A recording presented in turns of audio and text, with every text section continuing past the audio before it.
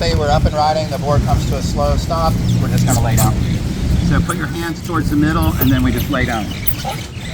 Now here, if you notice, your hands are right underneath your chest line, and that's exactly where we want to be to do all this push-up work that we've got to do. And our first move is just to bring our knees to hands together.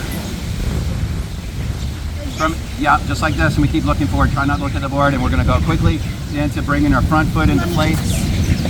And we're keeping a look. Now, having your hand on your knee will be helpful because at least if you can't get your hands on the board, we can push up and put our weight back on our back foot.